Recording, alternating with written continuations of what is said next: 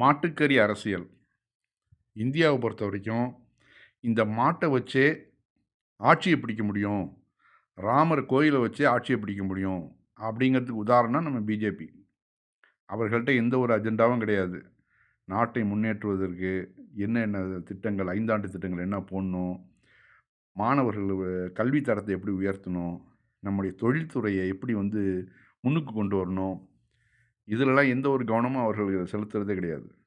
ஏன்னா இதெல்லாம் அறிவு சார்ந்த விஷயங்கள். இதுவா? இது செத்து போன மாடு கண்ணு. What is this, Partha? நீங்க மாட்டு பாலை தயிராக்கி சாப்பிடுறீங்க, நாங்க மாட்டை கறியாக்கி சாப்பிடுறோம், அவ்வளவுதான் வித்தியாசம்.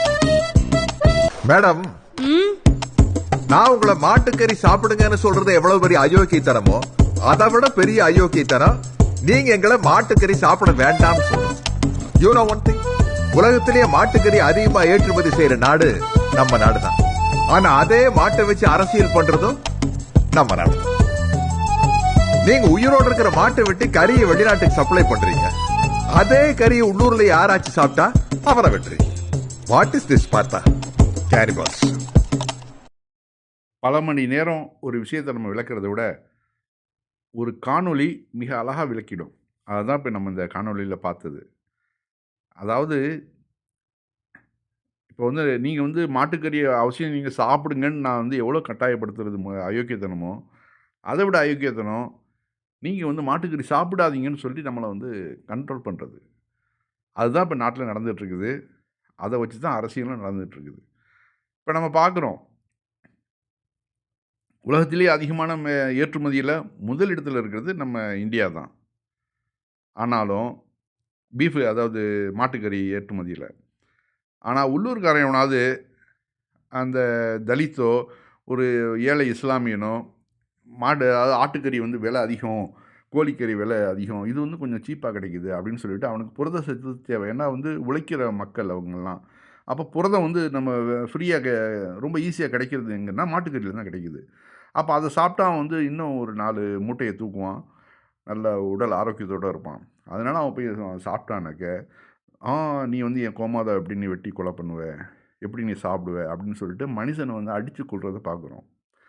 அதே சமயத்தில் அதே ஆர்எஸ்எஸ் ஆதரவாளர்கள், பெரும் முதலாளிகள் வெளிநாட்டுக்கு பேக்கிங் பண்ணி ஏற்றுமதி பண்ணாக்க அதை எதுவும் சொல்லாமல் ரசித்து பார்க்குறாங்க, ரசித்து கேட்குறாங்க, அவர்களுடைய தலைமையை ஏற்றுக்கிறாங்க. இது எவ்வளோ பெரிய மூடத்தனம், எவ்வளோ பெரிய முட்டாள்தனம்னு பாருங்கள். நம்முடைய நாடு ஏழைகள் அதிகம் உள்ள நாடு. இந்த நாட்டில் அதாவது புரத சத்து எந்த உணவில் ஈஸியாக கிடைக்குது, மாட்டுக்கறியில் கிடைக்குது. அதை அவன் விரும்பி சாப்பிட்றான். உன்னை சாப்பிடுன்னு சொல்லிட்டு கம்பல் பண்ணானாக்க நீ அவன்கிட்ட நீ சண்டை போடு, பிரச்சனை பண்ணு.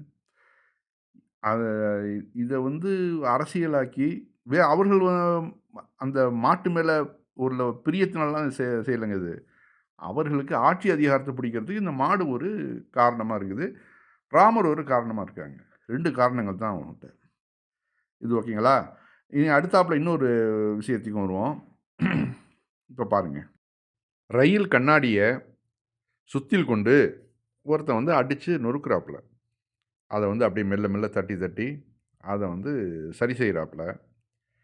இது என்ன நினச்சிட்டாங்கனாக்க, யாரோ ஒரு முஸ்லீம் தீவிரவாதி தான் அதை அடித்து நொறுக்குறாப்புல பாருங்கள். அதில் ஒருத்தன் எழுதுகிறான், இது ஜிஹாதிகளுடைய வேலையாக தான் இருக்கும்.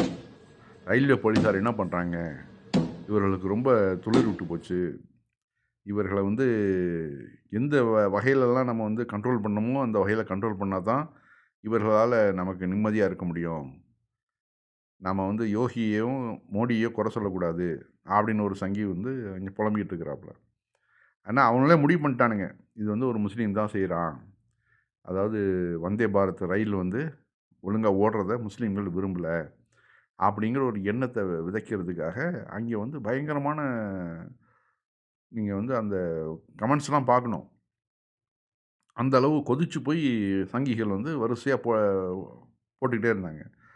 அதில் ஒரு ஆள் அங்கேருந்து ஏன்டா அறிவு கட்டவனுங்களா, இது எந்த ஒரு முஸ்லீமும் செய்யலை, எந்த ஒரு ஹிந்துவும் ஏன் அதுக்கு மத சாயம் பூசுறீங்க, அது ரயில்வே எந்த ஒரு ஸ்டேஷனும் கிடையாது, ரயில்வே ஸ்டேஷனும் கிடையாது. அது வந்து ஒர்க் ஷாப்பு. ரயில்வேயோட ஒர்க் ஷாப் அது.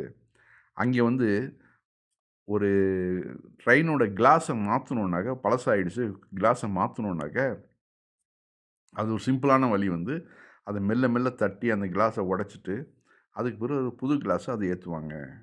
இது வந்து உலகம் ஃபுல்லாக இருக்கக்கூடிய ஒரு நடைமுறை அது.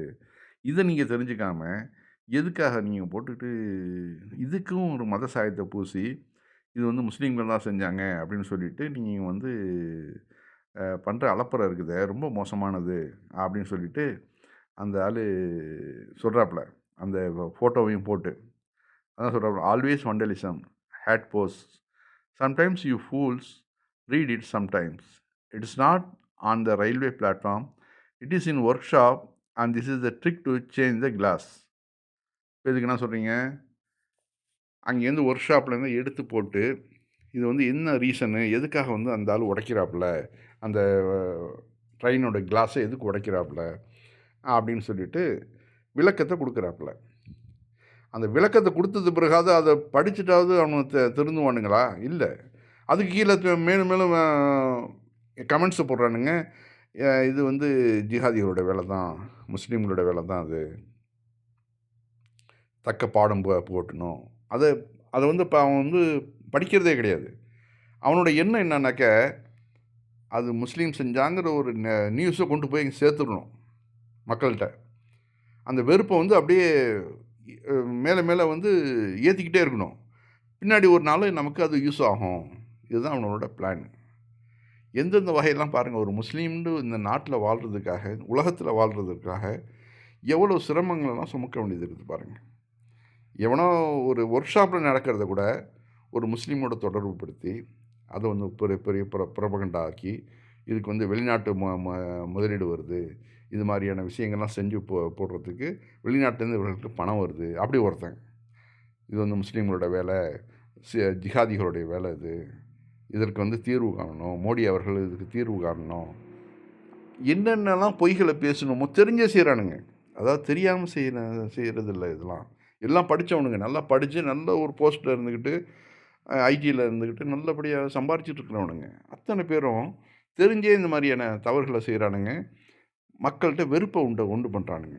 இதனால் வந்து நீங்கள் வந்து இந்த இஸ்லாத்தை வந்து அழிச்சிடணும்னு நினைக்கிறீங்களா? அது நடக்குமா? அது இந்த இந்தியாவில் வந்து பூர்வீக குடிகள் இஸ்லாத்தை ஏன் ஏற்றாங்க, எதனால் வந்து அவங்க மதம் மாறினாங்க, அதை கொஞ்சம் யோசித்து பாருங்கள். நீங்கள் வந்து திரும்பவும் வந்து தாய் மதம் திரும்பணும்னு சொல்கிறீங்களே, அதுக்கு முன்னாடி உங்கள் மதத்தில் உள்ள குறைகள் வந்து முதல்ல களைஞ்சு பாருங்கள்.